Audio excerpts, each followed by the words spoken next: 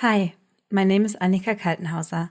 I am a PhD student at the University of St. Gallen in Switzerland. Today I present our paper, Playing with Perspectives and Unveiling the Autoethnographic Kaleidoscope in HCI, a literature review of autoethnographies, on behalf of our team with Evropi and Johannes. Autoethnography, a first-person research method that intertwines personal experience with academic inquiry, has progressively gained prominence in human-computer interaction research.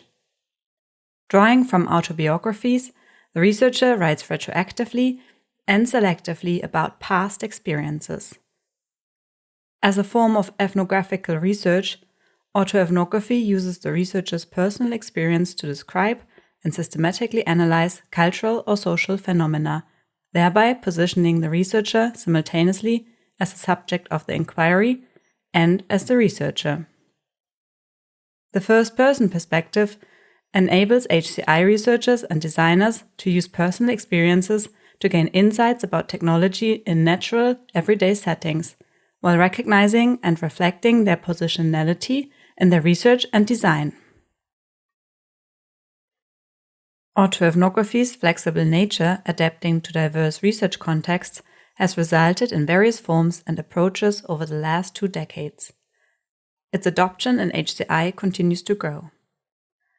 Despite an increasing interest in the field, there's a lack of a systematic overview of autoethnographies in HCI. In the introduction to a special issue on first-person methods in HCI in the Tokai journal, this gap was emphasized, calling for transparent and strong examples of first-person research in HCI, as well as deeper theoretical reflections and methodological developments. This literature review aims to bridge this gap by analyzing HCI autoethnographies, thus offering valuable insights into their diverse approaches and contributions. To that end, we addressed the following 3 research questions. First, what are the prevalent topics addressed by autoethnographies in HCI, and how do these studies contribute to the field? Second, why do HCI researchers choose autoethnography as a methodology? And third, what methodological approaches and reporting standards are adopted in the execution of autoethnographies within HCI research? Our review followed an adaptation of the PRISMA statement structured in 4 main phases. For our literature selection, we searched for papers that use the search term autoethno in their title and/or their abstract and/or their keywords. We used the ACM Digital Library to collect all publications from SIGCHI conferences and Tokai, without limiting the publication date to a specific period. In the different steps, we excluded papers that were not published in HCI conferences, were no full paper, did not entail an autoethnography study, or no traditional autoethnography, such as collaborative autoethnographies, where 2 or more researchers work closely together to critically juxtapose their different life experiences and the meanings they attribute to them. Based on this, our final corpus included 31 publications, which we thematically analyzed to address our research questions. Looking at our corpus's publication dates, the number of HCI autoethnographies shows an upward trend over the years, with the first HCI autoethnography published in 2005. An increased interest in autoethnographies can be noticed in the last decade, especially since 2020. The 31 papers in our final corpus were dispersed across a diverse range of 8 publication outlets, with KAI, DIS, Assets, Nordikai, KAI New Zealand, Mobile HCI, PACAM, and Ubicomp. In response to our first research question, we identified 5 contribution types defined by Woprock and Keynes. Unsurprisingly, most autoethnographies in our review fall under the category of empirical contributions. These papers primarily aim to provide first-hand, experiential insights into various aspects of HCI, ranging from investigating lived experiences with certain aspects of technology and gaining a deep understanding of the role of technology to evaluating generated artifacts. The smallest proportion of papers, precisely 2, contributed artifacts, for example, design research probes to support autoethnographies around student sleep. Notably, a significant subset of 17 papers presented combined contributions. These papers represent a combination of multiple contribution types, such as an autoethnography as an empirical study of a designed artifact. Next to autoethnography's contribution types, we identified 7 evenly distributed topic clusters. For example, we observed several autoethnographies that delved into the realm of accessibility, assistive technologies, and the broader theme of inclusion, shedding light on how technology can empower individuals with various abilities.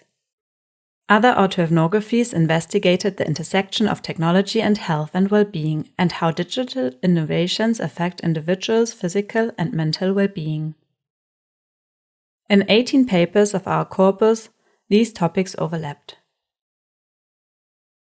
Next to 11 papers that did not focus on a certain technology type, our analysis revealed a diverse spectrum of technology types studied within autoethnographies, with 10 investigated technology types.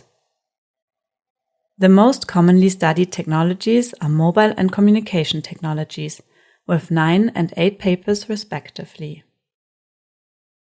Regarding our second research question, why HCI researchers choose autoethnography as a methodology, we observed elaborate explanations of why authors used autoethnography, often providing rich context and justification for the method's selection.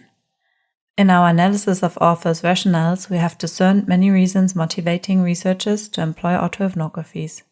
We distilled these into 8 distinct categories. For example, authors pointed out autoethnography as an invaluable tool for HCI researchers seeking to unravel the intricacies of bodily and intimate encounters with technology. We also identified works that motivated their autoethnography by providing a way for researchers to study complex and challenging topics or situations that would raise ethical concerns if the study participants were asked to put themselves in situations like a life-threatening earthquake or trying out potentially dangerous prototypes in extreme sports. Regarding our third research question, what methodological approaches and reporting standards are adopted in the execution of autoethnographies within HCI research, we collected findings about the number of people conducting autoethnographies, methods combined with them, their study duration, the author's positionality, and other further insights on autoethnographies reporting. Today I will highlight only a few of these. 16 cases of autoethnographies were not combined with other methods, while 15 combined them with other methods. For example, 12 papers in our corpus used user interviews, focus groups, surveys, or ethnographic methods as complementary tools for triangulating results from autoethnographies. HCI autoethnographies that report on using multiple methods often use autoethnographies to inform the subsequent research or design steps. In our corpus, we identified 23 papers that specified precise time spans for their studies, ranging from a minimum of 2 weeks to a maximum of 9 years, with a mean duration of 1.2 years. Hereby, papers that do not combine autoethnographies with other methods tend to be more extensive time-wise. Autoethnography's emphasis on researchers' subjectivity calls for transparent disclosure of comprehensive information about the autoethnographer. By revealing details about their position, autoethnographers lay the groundwork for presenting their narrative as one of many possible perspectives influenced by their position within culture and academia. 7 papers did not provide any information on the autoethnographer. 14 papers offered limited details, while 10 presented comprehensive information about the autoethnographers involved in their research. Notably, these levels of detail varied across topic areas. Most papers addressing accessibility, assistive technologies, and inclusion, as well as identity, community, and culture, gave a detailed report on autoethnographers' profiles. In contrast, papers that addressed the topic of embodiment and bodily experiences only presented limited or no details. Another noteworthy fact is that all papers published to assets include a detailed account of their autoethnographers. The process of identifying, screening, and determining eligibility during our literature review brought to light an interesting observation regarding terminology. Despite having well-defined exclusion criteria, we encountered several instances where authors appeared to interchange terms related to first-person research methods. This inconsistency in terminology usage was particularly evident in how some authors blended different terms, making it challenging to categorize their work accurately.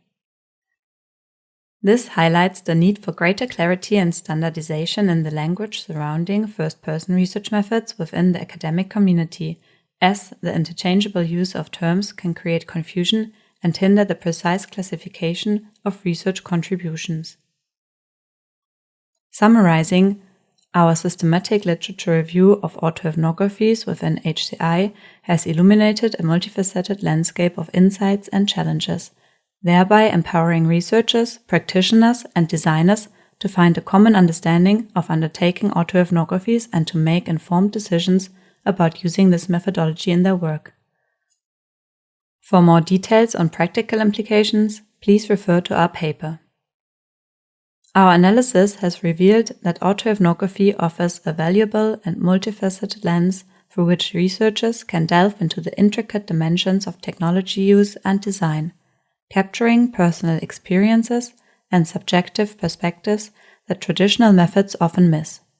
Moreover, it has become evident that autoethnography continues to gain prominence within HCI, particularly in recent years, reflecting its growing recognition as a valuable research approach. If you want to read more, please check out the paper in the ACM Digital Library. Thank you very much for your attention.